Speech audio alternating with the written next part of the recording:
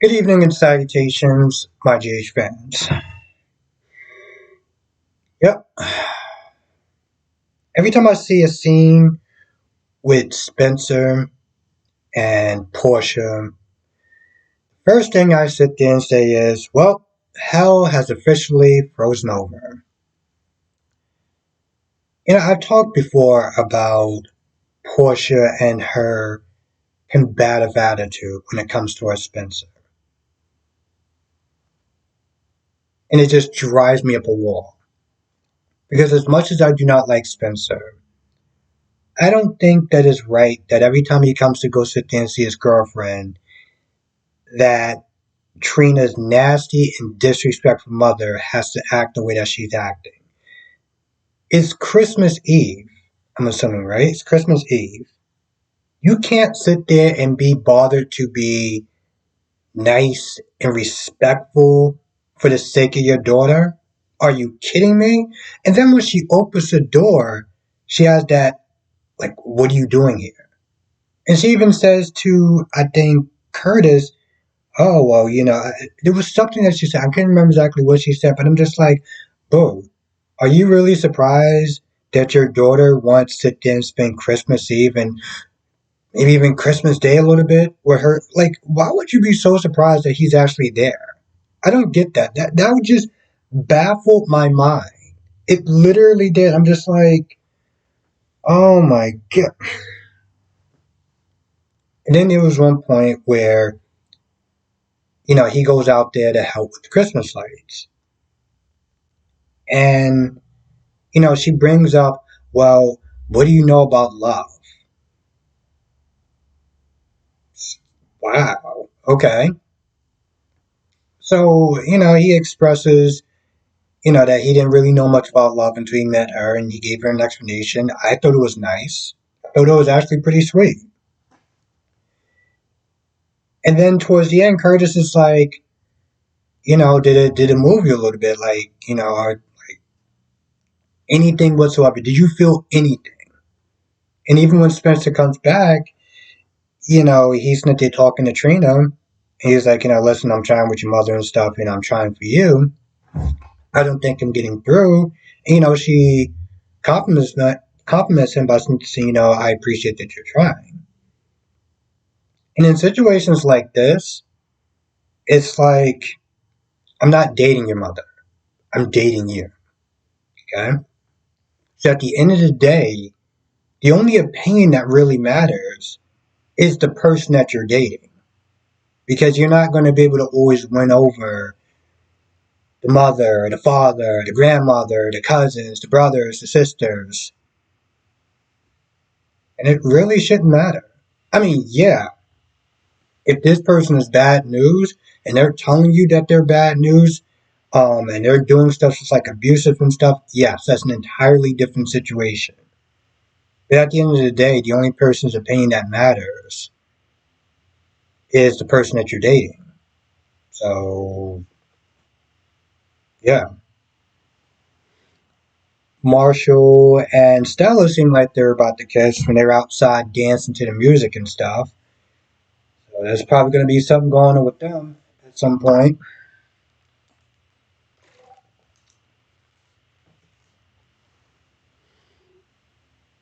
Now I know it's going to be a bit of controversy. I can already sit there and see, not my comments, but I can already sit there when I go on Instagram, because I don't go on Twitter. Twitter is just, I have a Twitter. I don't go on Twitter because Twitter is just a firestorm, a toxic dump site when it comes towards some soap fans because they don't know how to act. Just gonna be honest. I can already sit there and see the comments. I already see the comments. We all know what I'm talking about at this point. Aiden coming out. Now I remember way back when Lucas was on and Liz wasn't too sure if he was gay or not. People were pissed. It was like, he's too young. You can't do that. And da, da, da, da. They were losing their minds. And that's when they couldn't tell. Now he came out, and I know people are going to lose their effing minds.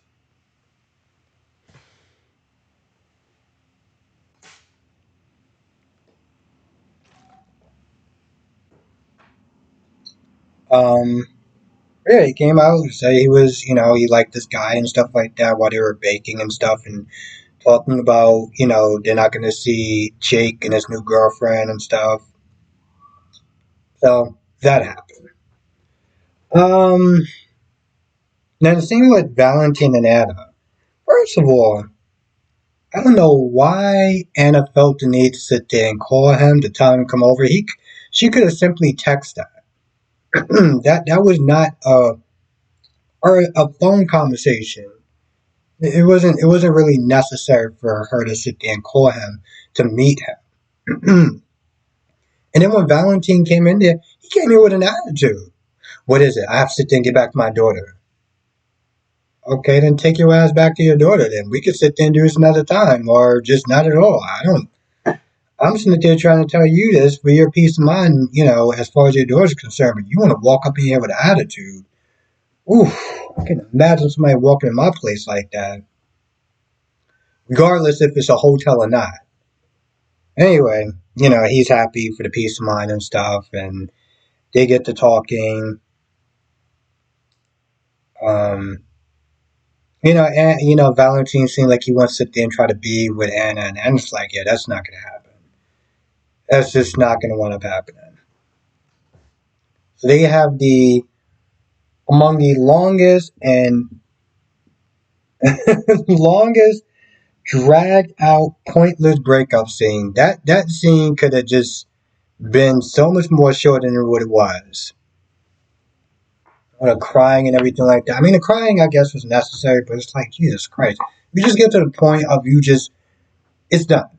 Okay, Valentine, you're screwed up and you can't sit there and move. You can't move forward. Because now I wonder, what is Charlotte gonna do? What is Charlotte gonna do? Because she already got her dad away from Anna, the evil one or whatever, and she's praising this necklace by Helena. So that's pretty much her role models at this point.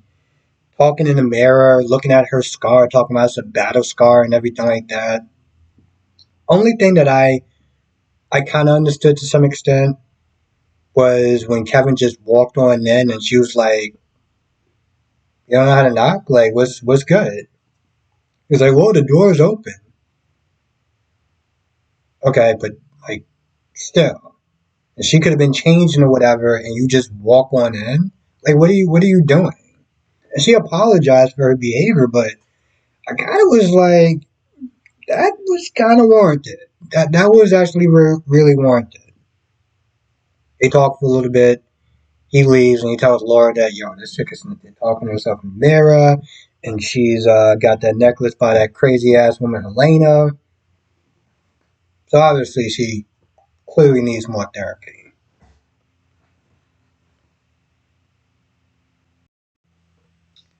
Josh and that big heart of hers,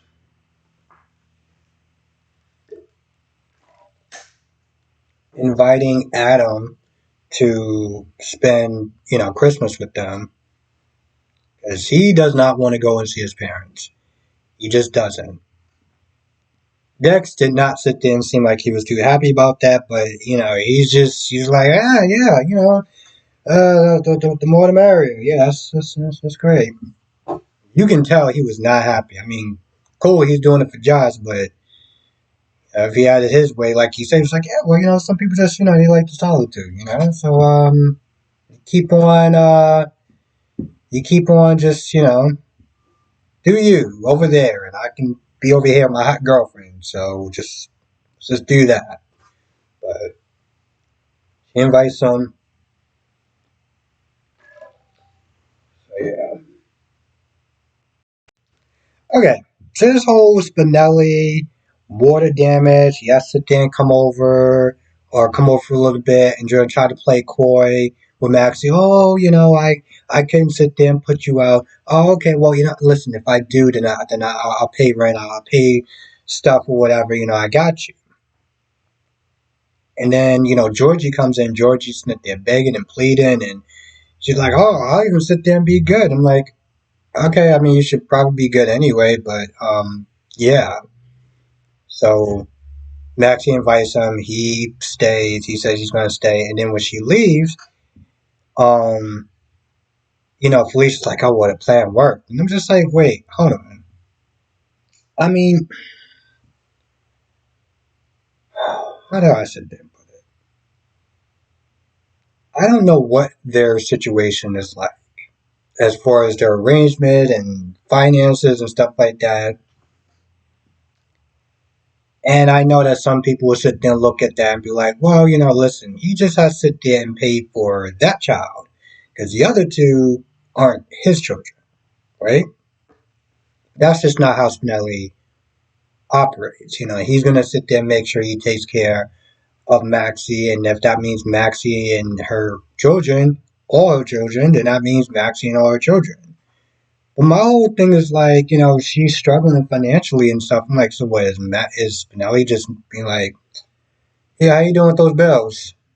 You you all caught up there, buddy? Like what's good? I don't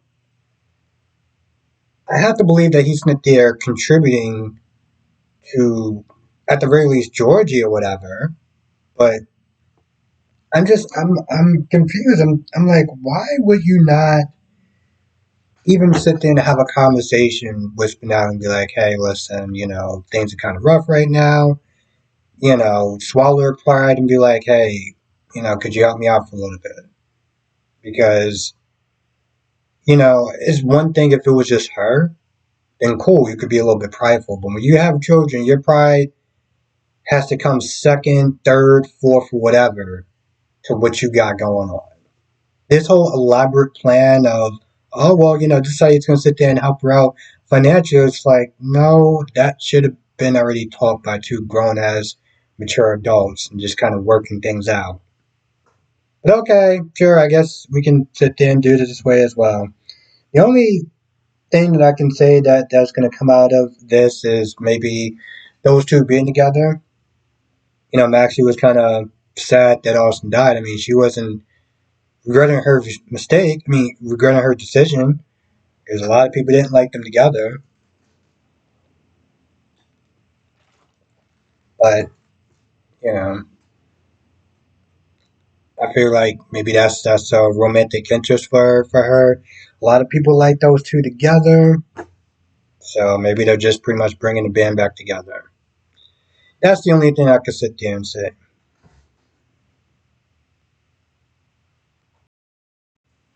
And the last scene was Violet. Um, when she came to Liv's place, she was just in a mood. And, you know, Finn didn't really know how to sit there and talk to her. And Liz was like, just give her some space and time. And Jake walked over and started talking to her, got her to draw and stuff, and got her to open up. And the reason why she was so much in a foul mood was because she was worried that her dad was going to jail. Now, I look at it like this. I feel like that's one good reason of why she was in the mood, right? They talked about it, Finn talked about it, and made her feel better and everything, and it was a nice little full house moment. This is something that I've seen in my live streams that people have said about Violet. She has not once mentioned her mother Hayden. Not once. Not an iota, nothing. Right? I feel like that's something that she could have been upset about. Because we don't even sit there and see her talk. Nobody, no one talks about her.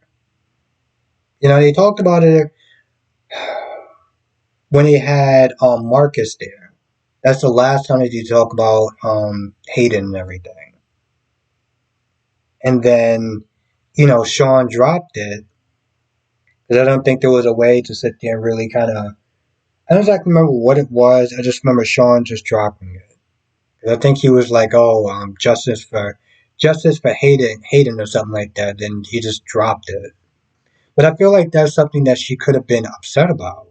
especially during the holidays. That's when a lot of people, their depression and anxiety and everything like that, their sadness really kicks in. I felt like that would have been a perfect time, but nope, nope, nope, nope, nope, nope. As far as they're concerned, there is no such thing as Hayden.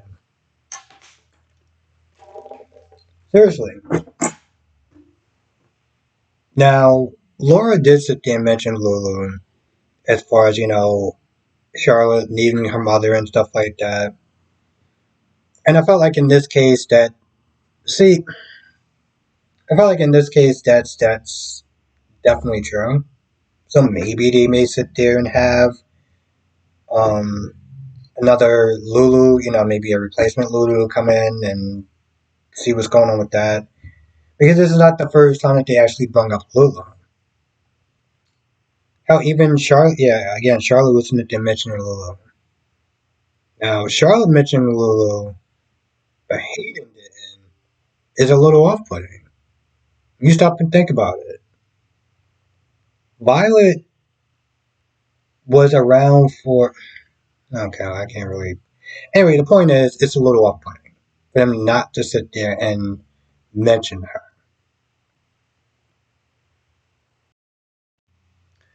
I feel like that's about it. I can't think of anything else that wound up happening. Anyway, if I figure something out, I'll talk about it in the live stream tonight. 8 p.m. Eastern, 5 p.m. Pacific. I feel like there was something else, and I can't remember what it is. But if I remember, I'll talk about it tonight in the live stream. 8 p.m. Eastern, 5 p.m. Pacific. With that being said, I'm gonna go. I'll see you in the next video.